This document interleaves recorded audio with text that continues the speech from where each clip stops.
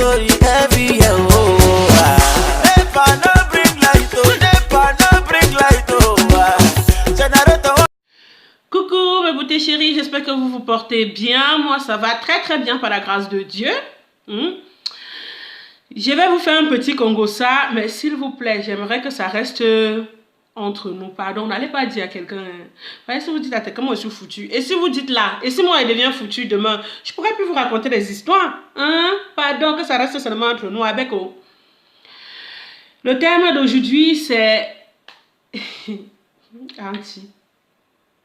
Une fille qui tombe enceinte de son beau-frère. Et ouais, et ça c'est une histoire réelle. Une histoire que moi-même j'ai vécue. Quand je dis j'ai vécu, c'est pas chez moi que ça s'est passé. J'ai pas de petite sœur grande, vous voyez un peu non. Mais vraiment une histoire que, de quelqu'un de très très proche a vécu. Vous voyez, c'est toujours en Afrique. C'est toujours l'Afrique. N'est-ce pas, c'est l'Afrique qui gagne. En ensemble. Alors, comme je disais tantôt, la grande sœur était avec son conjoint, ça faisait 7 ans, et ça faisait 4 ans qu'ils étaient mariés. Donc, globalement, ça faisait 7 ans qu'ils étaient ensemble, en fait. Et la petite sœur de la femme avait fini ses études de l'année en cours. Elle a donc demandé au mari, ouais, s'il te plaît, est-ce que ma petite sœur peut venir continuer ses études à la maison? Voilà, le mari qui dit que oui, chérie, ça ne me dérange pas. C'est ta petite sœur, non? Et si je n'aide pas ta petite sœur, je vais encore aider qui dans ta famille? Et la femme, elle travaillait beaucoup. Elle était de repos le lundi et le mardi. Et elle travaillait du mercredi au dimanche. Et le mari travaillait du lundi au vendredi.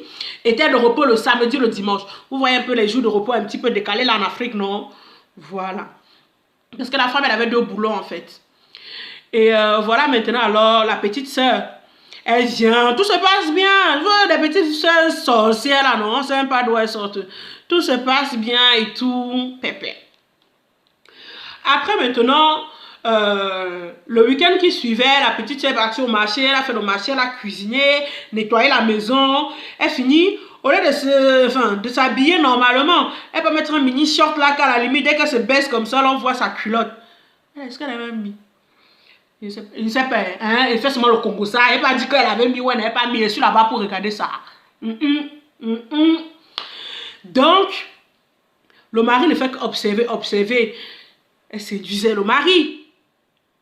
Maman, on ne savait pas que la petite sœur avait déjà les vues sur le monsieur depuis le premier jour même. Parce que comment ils se sont rencontrés?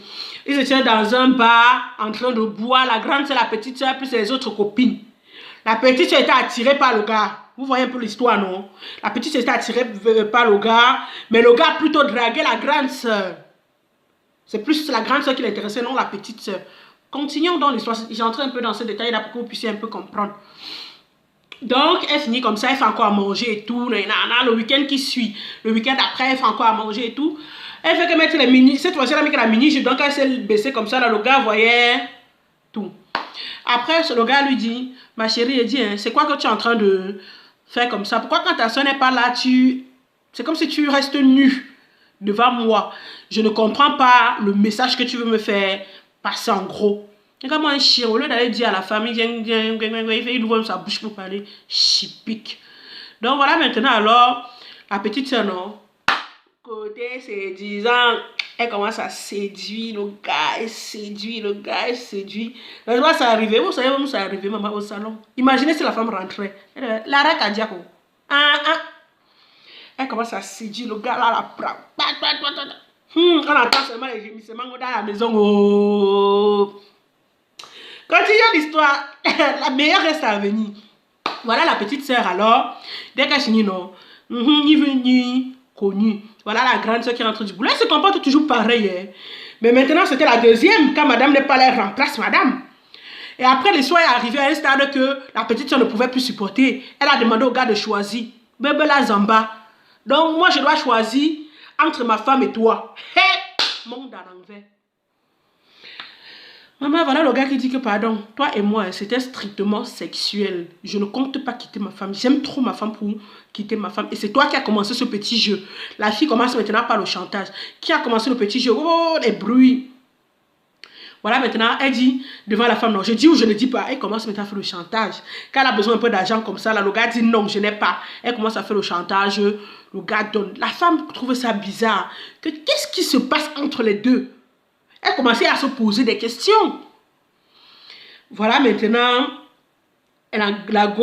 quelques mois après, elle vient dire au monsieur, je suis enceinte.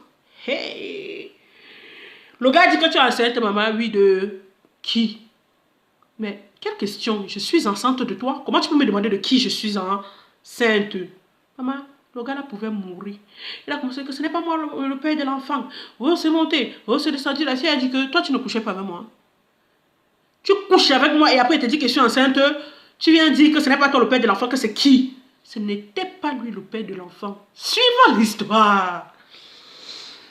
La fille, elle avait son copain. Depuis où elle vivait là-bas dans son village, non? Elle était là-bas. Elle avait son copain, son petit yo. Vous voyez le petit yo là, non? La fille avait environ de 23 ans. Vous voyez un peu, non? Donc, elle est là, elle avait son petit yo et tout. Elle est tombée enceinte. Elle-même, elle ne savait pas de qui elle était enceinte. Comprenez l'histoire. Elle ne savait pas elle-même de qui elle était enceinte. Voilà, la grande sœur apprend que la petite est enceinte. La grande sœur dit que, oh, Yams. Vous connaissez, nous, les Africains, les Américains en plus. Quand on te prend là, tu tombes enceinte, n'est-ce pas, la famille va dire que quoi? Oh, tu as le laisser aller. Pourquoi quand elle était à la maison, elle n'est pas tombée enceinte? Tous les problèmes là ressurgissent sur toi seul. Vous comprenez un peu l'histoire? Voilà alors, la soeur qui dit que maman, tu es enceinte, je sais que ce serait la raison de tout la famille. On va m'appeler pour m'insulter. Tu es enceinte de qui? À la grande sœur, elle parle de son gars du quartier. Vous comprenez un peu l'histoire. Et au mari, elle dit que c'est lui. Ha. Tout le monde est confondu dans l'histoire. Comment tu vas comprendre que quoi, mon frère? Moi, je m'étais dépassé. La femme se met à pleurer. Donc, c'est un yo aussi. Il ne travaille pas. Non. La grande sœur dit que maman, ma chérie, tu as l'âge d'accoucher. Tu as compris, non? Mais pardon, si tu es prise chez moi, c'est pour tes études. Tu ne peux pas accoucher chez moi. Il faut voir avec ton gars. Hey, il te prend une maison, il te met en location. Parce que c'est impossible que tu accouches chez moi. Mon mari ne peut pas accepter ça. Si c'était pour les études, oui. Mais dis déjà qu'un enfant chez moi, non. Pardon, nous-mêmes on a pour nous. Ça ne nous laisse pas. Voilà alors. Elle parle de ça à son mari, non. Son mari dit, hein, elle est enceinte, il faut la mettre dehors. Hein, je ne peux pas accepter ça. La femme dit, ouais chérie, calme-toi. Il dit non, je ne me calme pas. Il faut la mettre dehors. Le gars commence à s'agiter, le gars commence à s'agiter. Hey, voilà la petite soeur, elle est là, elle entend tout. Elle ne dit rien. Le matin maintenant, la grande soeur l'appelle. J'ai parlé avec lui et tout. Il m'a demandé de te foutre à la porte. Elle dit, quoi? Ok, on verra ça le soir. Voilà, lors du dîner, non. La petite soeur, où elle sortait que où? Elle a atterri, pam, devant la grande soeur, le mari de la grande soeur. Qu'est-ce que tu as dit à ma soeur? Que je sorte de chez toi parce que je suis enceinte? Est-ce que tu as dit à ma soeur que c'était toi l'auteur de ma grossesse? Danger de mort! C'était chaud! La grande soeur dit, attends. Tu ne m'as pas dit que le père de ton enfant, c'est le gars du quartier là. Et comment ça, c'est mon mari? Ça devient subitement mon mari. Il y a quelque chose que je ne comprends pas. Expliquez-moi. Vous avez couché ensemble? Vous avez des rapports sexuels ensemble? Je ne comprends plus cette histoire. Voilà la petite soeur qui dit, ouais, si lui m'avait violé. Le mari dit que viol quoi, maman? Violé. Va me porter plainte. Traîne-moi donc en justice. C'est où le mari relate toute la vérité à la grande sœur. La grande sœur se met seulement à pleurer. Elle demande à sa petite sœur de sortir de chez elle. Sa petite sœur, les sorciers, oh! La petite sœur dit que qui, moi, sortir de cette maison, je ne peux pas sortir de cette maison et tout. Commence les disputes, les insultes, ça commence. Ici aussi, c'est chez moi, hein, c'est chez le père de mon enfant. La petite sœur, qu'elle est chez elle, elle est chez le père de son enfant. C'est la grande sœur qui a dit que ce n'est pas le petit là.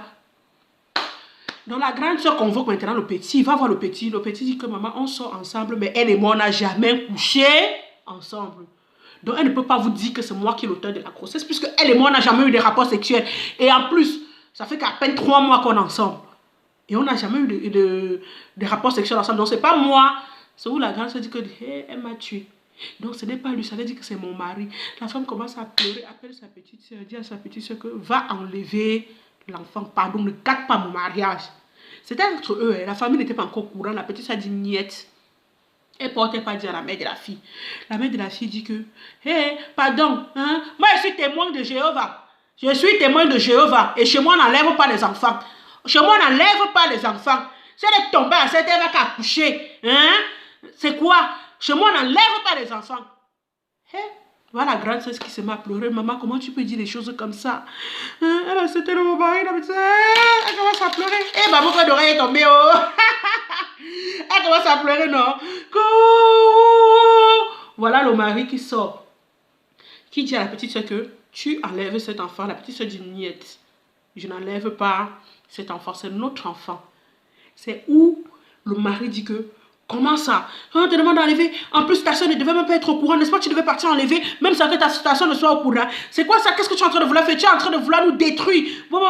La fille dit qu'il fallait penser avant de coucher avec moi. C'est maintenant que tu penses que je suis en train de vous détruire. Mes frères et sœurs. Voilà la grande sœur qui pleure, qui demande pardon à la petite sœur. La petite sœur dit niette, qu'elle va accoucher. Voilà l'accouchement. La petite sœur fait ça. God.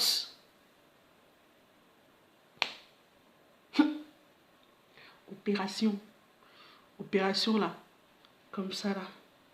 Moi, elle partait. J'ai dit moi, la fille mourait. Dieu est fort. Quand elle a accouché, elle a dit à sa grande sœur que je te demande pardon pour tout ce que je t'ai fait. Parce que moi-même, j'ai ressenti ça au fond de moi. Je te demande vraiment pardon et je te donne cet enfant.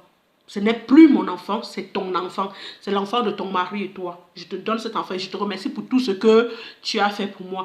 Et je veux quitter de ta vie. Mais ne dis la vérité à personne. Garde cet enfant, fais comme si c'était ton enfant. Élève-le comme si c'était ton propre enfant. Moi, non. J'ai déjà payé. Hein? Je te demande encore pardon. Elle se met à genoux, elle se met à pleurer. Elle demande pardon. La grande sœur aimait. Vous savez ce que ça veut dire aimer un homme? 7 ans. Pas 7 jours, hein. Ce n'est pas 7 mois, hein. C'est 7 années. Donc 365 fois 7. Vous imaginez? Là, elle a demandé pardon comme ça, donné l'enfant. Elle est partie. Elle a rencontré, la petite a rencontré un homme peu de temps après, elle s'est mariée. Mais elle a caché la vérité, enfin, pas la vérité, puisqu'elle n'a pas menti le gars. Elle a caché cet épisode de sa vie. Le gars n'en sait toujours rien. Mais, mes soeurs, pardon. Même si c'est le mari de vos soeurs là, qui vous parlent comme ça. Pardon, même si Dieu vous donne tout l'or du monde, ayez pitié de vos soeurs. Compatissez aux douleurs de vos soeurs. Ce qu'elles peuvent ressentir, vous imaginez? Mais l'histoire là, ça m'a touché comme si c'était moi. Si c'était moi, pardon, ne me posez pas la question. Hein. Moi, je ne saurais pas moi comment j'allais me comporter. Mais, pour une fois, la petite soeur a été réaliste. Mais franchement, ne faites plus ça. Hein? Ne faites pas les choses pareilles. Moi, je dis toujours, nous sommes tous des femmes. Hein? Et nous tous, femmes comme hommes, nous sommes amenés à être dans un foyer. C'est que tu fais aux autres là, on va te le rendre. Que tu sois une femme, que tu sois un homme. Vous comprenez, non? Et ayez la crainte. Voilà le mot juste. Ayez la crainte de Dieu. Parce que quand une fille a la crainte de Dieu, il y a certaines choses qu'elle ne peut pas faire. Ayez la crainte de Dieu. Pardon. Et quand votre soeur veut vous aider, c'est avec un beau cœur, pas avec un mauvais cœur. Pas faire ce que sa soeur a fait. Pour moi, c'est comme si elle m'a tué. Moi, je ne sais même plus si elle pouvait faire confiance à ma soeur. Non, je ne pense pas. Mon mari, jusqu'à aller porter l'enfant, accoucher. Moi-même, je devais m'en dire que non. Moi, en tant que grande soeur, franchement, je ne sais pas. J'allais laisser ma petite soeur avec l'homme. J'allais quitter. Franchement, je ne sais pas. I don't know. C'est dur. C'est difficile. Pardon, dites-moi aussi ce que vous en pensez en commentaire. Si vous étiez à la place de la grande soeur, vous allez réagir comment? Pardon, j'aimerais connaître aussi votre avis. N'oubliez pas de commenter, surtout de partager et de vous abonner. Nous restons ensemble. Bisous. Ciao, ciao.